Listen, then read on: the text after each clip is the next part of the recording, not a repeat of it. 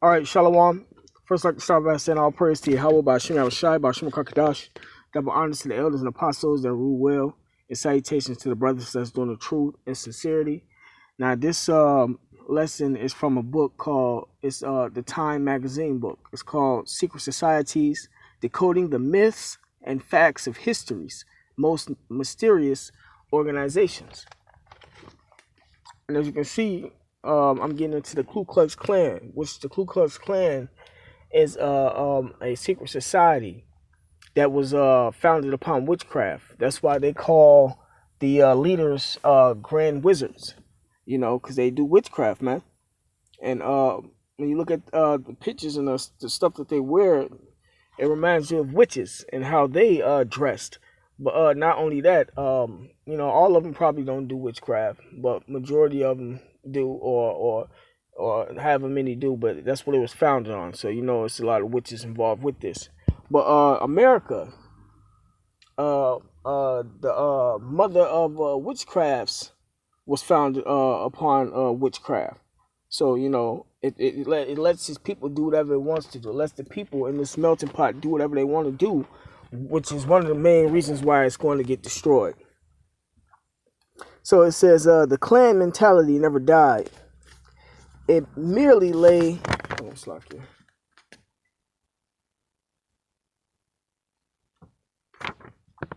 It says it merely lay quiescent, have you said, while apologists fed it intravenously with myths. It says Thomas Dixon Jr.'s 1905 book, The Klansmen, idealized the KKK as righteous crusaders led by noble men.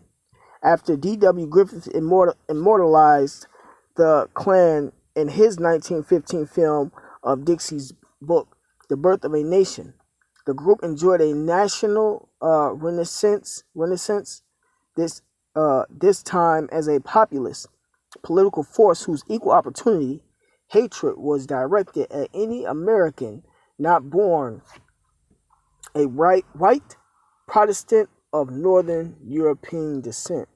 Right, so all this is a philosophy of Edomites who hate either other Edomites or people that aren't down with their cause.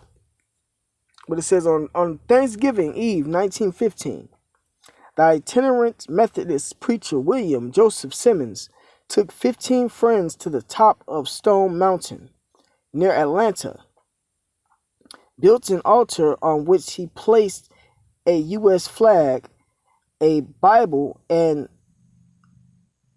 an unsheathed sword, set fire to a crude wooden cross, muttered incantations, which was witchcraft, about a practical fraternity among men, and declared himself imperial wizard of the invisible empire of the Knights of the Ku Klux Klan. It says under Simmons, the Klan drifted along for 4 years with a few thousand members. Then Simmons hired Edward Young Clark, a press agent and gifted fundraiser. He set forth the Klan's goal in terms of Christian morality versus sin. The enemies of America, the new model Klan proclaimed, were booze, loose women, Jews, blacks, and Roman Catholics, whose Dago Pope was bent on taking over the U.S. It says across the nation, a clergyman lent the KKK massive support and blossomed into a mighty organization that claimed about 4 million members in its hooded ranks. Right, and for the record, it didn't start in 1915. Oh, it's like, we look it up. It started in 1865, and it went to 1871, then it went back dormant because it didn't go away. And then it started back in 1915, hence what I'm reading now. To 1944, then went dormant again and came back out in 1946, and it's been here ever since and everything. That's what you be seeing when you see a lot of them militias, them Edomite militias. That be a lot of them KKK members, if not all of them. But it says, well, a lot of them, not all of them. But it says,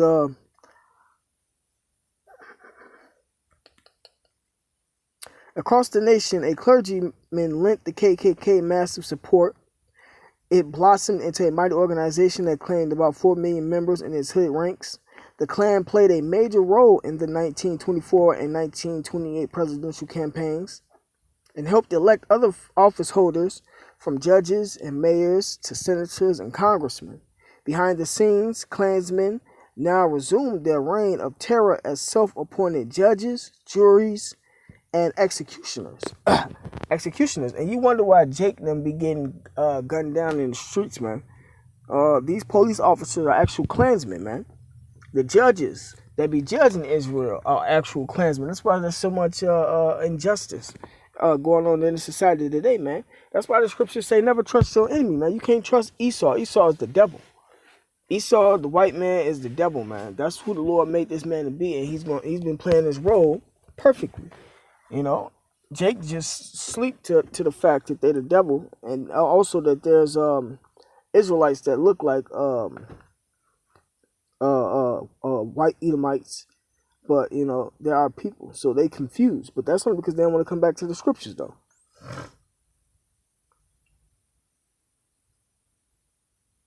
Let me see. So out there.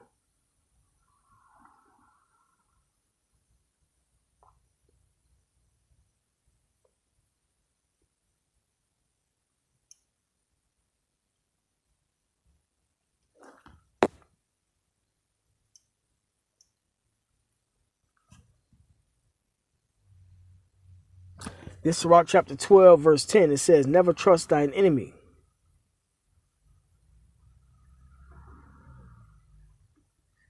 For like as iron rusted, so is his wickedness, right? So Esau, the devil, the white man, has always been our enemy, man. Since before slavery, but Jake and them know about slavery more than anything, or the bits and pieces of slavery, and he was our enemy then. The scriptures say you ain't supposed to be trusting your enemy. I just read it. They went from being Klansmen, you know, riding around with them hoods and everything, to actual, it says senators and congressmen, mayors and judges, you know, office holders, man, you know, including your police force, man. They took on them roles. And Jake and them have seemed to forgot that, man.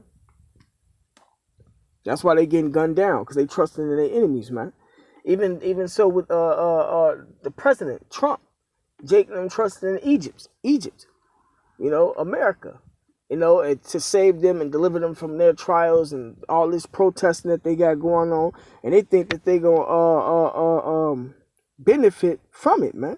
Just because of how the guys talking and acting, I want the black vote, so I go to the black states, and you know, all that BS, man.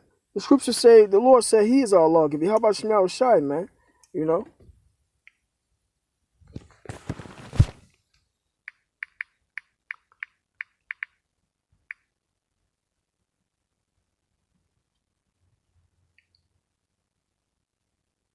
It's Isaiah chapter 33, verse 22. For the Lord is our judge.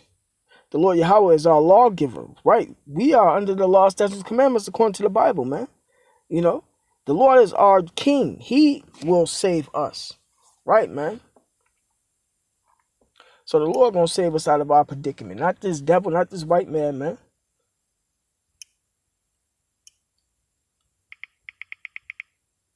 So I can.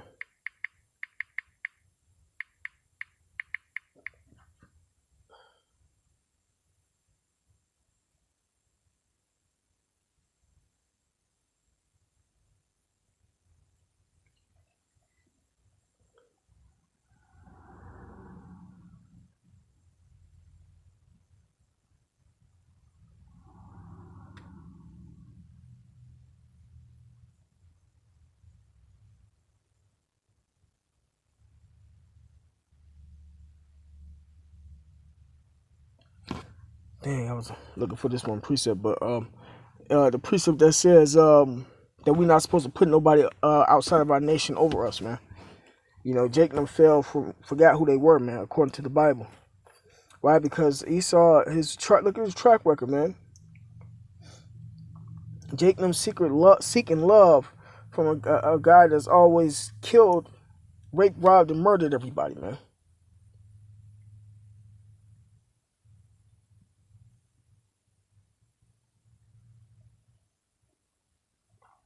This is John chapter 10, verse 10. It says the thief, which is the white man, he stole America, he stole the world from everybody, man. He stole our land from us, you know. Cometh not but for to steal and to kill and to destroy. That's this man's MO, man. You know, they seem like they nice and everything, but deep down, they really the devil. A lot of these white people that you be talking to, forefathers go back to the Klan. That's why the scriptures say never trust thine enemy, because, you know, you can guarantee that they're at the table talking about you and trying to figure out how to overthrow you. It says, I am come that they might have life. That life is the truth. And that they might have it more abundantly, right? And this is Yahushua speaking, man. The life is the truth. That's why Yahushua came, so we can get the word, man. Get the understanding of who we are, you know. And he set up his men to bring back this understanding, man, because we had to fall away first, man. This is John chapter 8, verse 44. It says, ye are of your father, the devil, and the lust of your father will ye do. Right, now this is back then speaking to them, the Pharisees and scribes, if I'm not mistaken. Let me see if I can see it.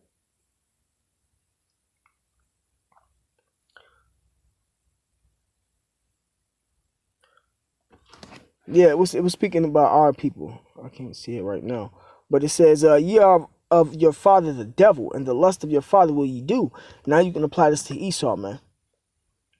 Esau is of the devil, and the lust of your father will ye do. He was a murderer from the beginning. Esau came back in reincarnation from Cain. That same spirit got put into these Edomite bodies, man.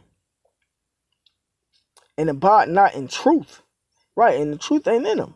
Esau ain't about no truth just because he's swearing on the Bible and got everybody upholding the Bible in the court system or swearing in on it and proclaim this a Bible of fear and country.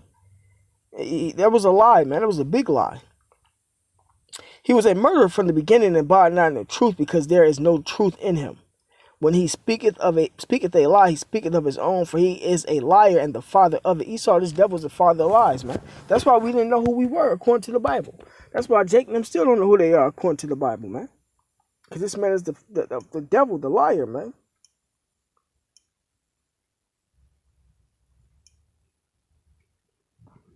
All right, it says,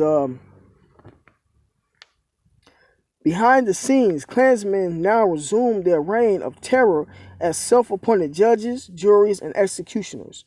They tarred and feathered men and women, white and black, man. And I'm not surprised. I won't be surprised. You can't be surprised if that comes back, man.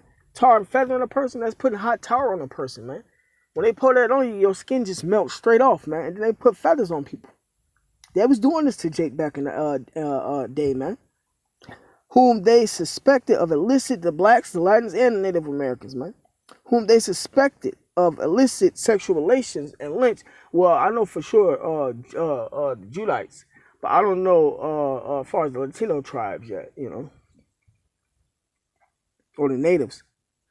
It says the Klan operation provided, but you know how this man is, you know how he was acting back then. He probably was doing other tribes too. But it says,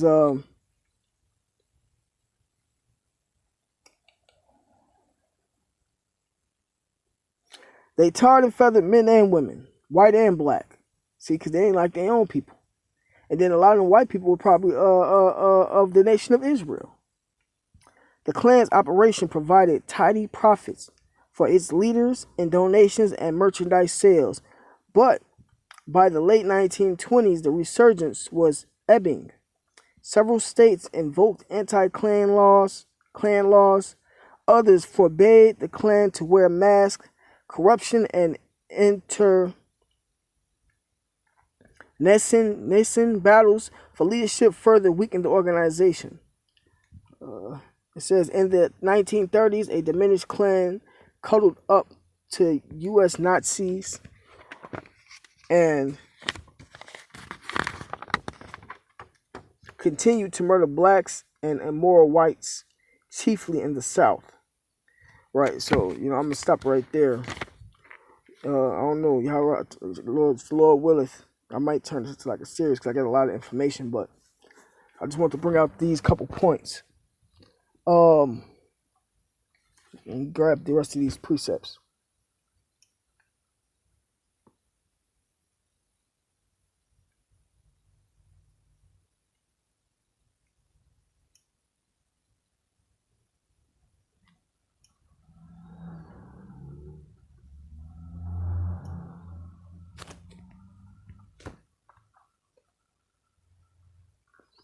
The Psalm chapter 55, verse 21. It says, the words of his mouth were smoother than butter, but war was in his heart. Right, this Edomite devil taught himself to speak to you and how, to speak to your emotions and make it seem like he's nice. Especially these congressmen, these senators, these government officials, the president, all of them, man. Even the police officer. The words of his mouth were smoother than butter. His words be smooth, man. But war was in his heart, but they looking to kill you, man. Esau, right now at this very moment, man, the elites is looking to bring past a new world order and get everybody chipped and kill off those whom he don't want. And really, he ultimately trying to do away with the nation of Israel. The police force, they act like they coming to protect and serve, and all they coming to do is to kill and destroy. And then if they don't kill you, they ship you to the other Klansmen, which are their governors. Their judges, and then they hang you and put you in jail for life for petty crimes, and they let their people off with lighter sentences. So Israel, you black Native Americans, y'all not supposed to be trusting in this devil, man. The words of his mouth were smoother than butter, but war was in his heart. His words were softer than oil, yet were they drawn swords, man. Right, so this man, every time you see a cracker, a Edomite, a devil, you look at them like they your enemies. You look at them like, this man finna sit here and lie to me, or he concocting a plan besides what he's telling me. You can't trust them,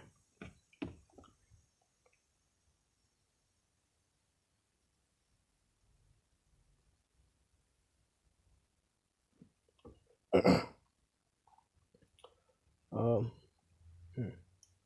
Also, they said murder other whites. A lot of their people, they did murder a lot of their people too, though. Esau don't even trust Esau, That's why the elites run this country are the only ones ruling. They want all the power to themselves. They don't want the rest of these devils ruling, because they know who their forefathers is, and the lines and stuff that go back. They know not to let their people in. This is actually the white man's heaven. It's supposed to be Esau's heaven, all of them. But it's through the Lord. The Lord headed to where they set up ranks and establishment and fathers, and your father don't go back to here and this, that, and the other, and everything. So now, that's even helping bring them down. Because the one they making their tongues to fall upon themselves, they were they're exposing each other, man. They're exposing each other. That's another reason why a lot of the heads of these nations are into it, man. Because that's lucky. That's another reason why a lot of these nations are coming down, because they into it with each other. Esau at least took over the whole world and bankrupt everybody, even their own people and other nations, just for power, and they get an agenda across. Now they fighting over it. That's gonna be the end result. The Russians shoot missiles on America, which they all Edomites,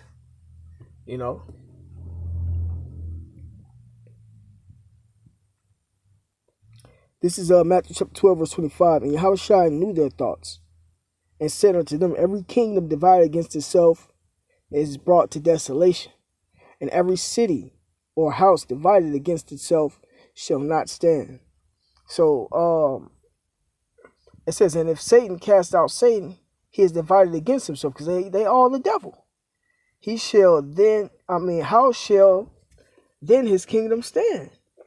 Right, man. So how you expect your kingdom to stand if you fighting against your own nation, so your own nation, your own people? Doesn't make sense, man. And that's what was going on back in the day. They was calling it Yahushua the devil.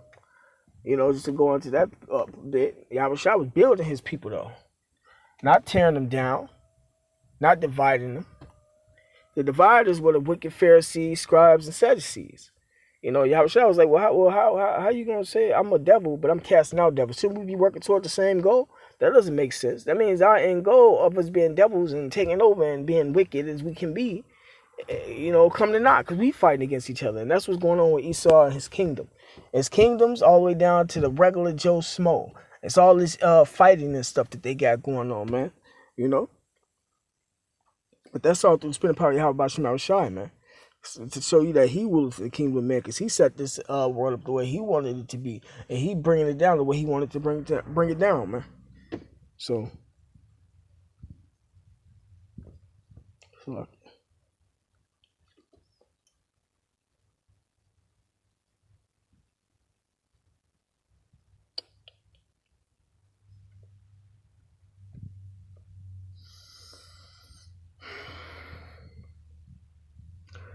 this is the last precept, and then I'm gonna end it off on this.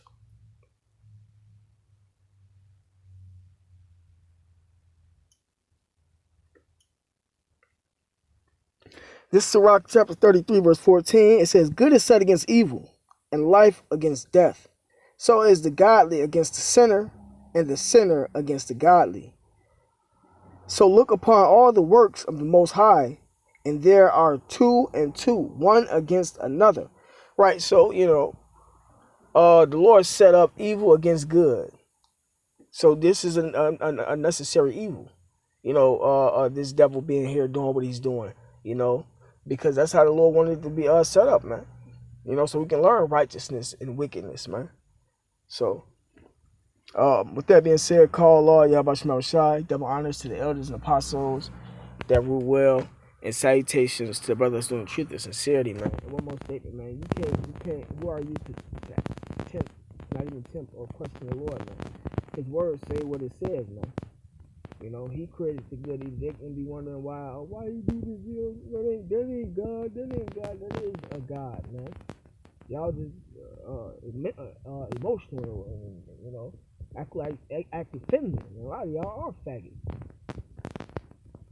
So, but yeah, with that being said, man, shalom.